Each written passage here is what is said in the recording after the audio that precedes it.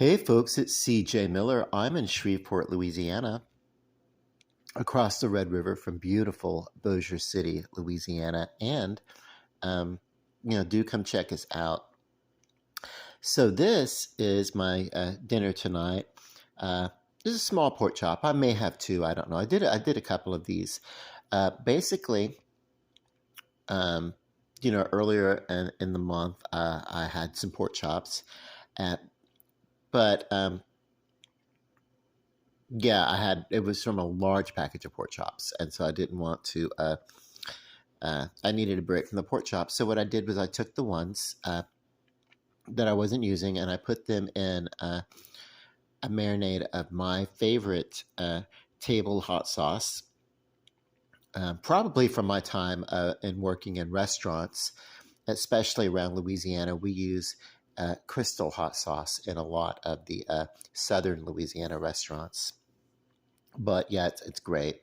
But it's a kind of a Tabasco, Louisiana hot sauce type stuff. Anyway, I just put them in the fridge for a few days until I was ready to use them, and that was today, which is early Friday. My calorie counts always start at midnight, and so this is a little after 2 a.m. But it doesn't take long to do these. So these were thawed and they'd been marinating. I took them out and I put them in a seasoned yellow corn flour. Um, you can find things like that anywhere. It really doesn't matter too much. The primary spice here is going to be that heat from the marinade. And it is going to cling and it's going to absorb in the corn flour. I shook off the very liquidy marinade, very thin liquidy marinade, breaded it, let it sit in the seasoned corn flour, Louisiana seasoned corn flour. You get like a chicken fry or a seafood fry or anything like that is what I'm talking about. So, um, yeah, basically let them sit for a few minutes in that, and then took them and put them in a cast iron skillet uh, with a little bit of oil, but mostly sweet cream butter, which is the butter that I use, is unsalted butter, basically. And because there's enough salt in the marinade and in the breading that you don't really need to add salt to this. The primary flavor is going to be that spice, that liquid cayenne heat, that red pepper heat. So basically, and then just do it on each side, and then when you get done with it, for a lovely, just a real bonus, take anything that sticks to the pan, because these are going to get real crusted, real breaded, and it's going to get clingy. But through the course of the pané process, the pan fry process, because I did 6 of these bad boys, there are some things that cling to the bottom of the pan. You just take them out in between the sessions of frying, because I did 2 at a time, and then lift it out and take those crumbs and just put right on top of your pork chop for a little added crispiness and everything. It's great. These make a great sandwich. They're good just like this. I put a couple of crumbles of havarti cheese. Like I said, I wanted to kind of scale back on the amount of dairy that I was consuming. So that's cool. Okay, so I'm going to cut into this. But basically, I really don't have to. I basically just take a little these crumbles. Very delicious. Very delicious. Hang on. Very, very delicious crispy chop. And yeah, do not forget these pot sticker bits here. But yeah, just mm,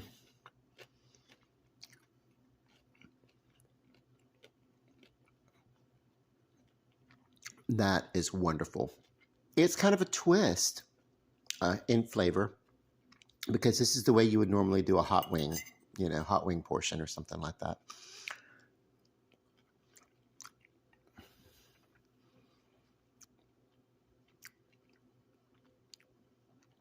Um, there was no egg wash. I didn't use an egg wash. This was quite marinated, so the flavor got thoroughly through that meat.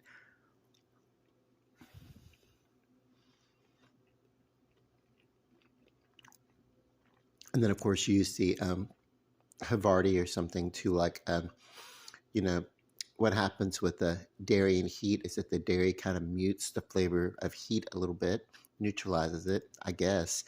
And the yeah, it does that with salt also. If you get a hold of something that's just a little bit too salty in your food or whatever, if you can pair it with the milk, that's really great because milk somehow it doesn't reduce the amount of salt that's present or anything like that. It doesn't chemically do anything to make it less salty effect on the body or anything like that. But it somehow does mute the flavor or balance out. I guess it didn't really mute, but it balances out and makes anything that's a little bit overly salty a little bit more palatable. So let's a little bit more pleasing to the palate. So due to the amount of breading that's involved here, this is not exactly a keto-friendly diet, although one or two chops in a sitting is not going to throw you off if you're keto like I am. But basically, this is obviously not a heart-healthy meal, so be wary of that.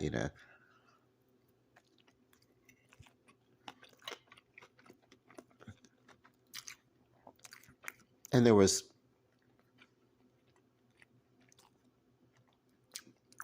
oils and butters and fats, this, pan fried. Better than, healthier than deep fry, but really not by much, to be honest with you.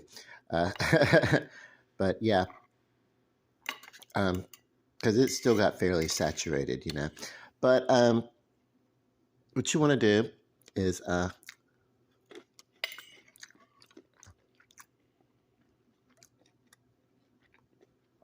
read your labels, be really, really careful of it, and kind of, everybody's a little bit different. Their diet requirements. So, know what's best for you. Consult with your doctor or dietitians. But yeah, paying attention and gives us a chance to really indulge and enjoy ourselves every once in a while like this. And I would much rather, if I'm going to break a diet, I would much rather do it with something like this than say with the big hunk of cake or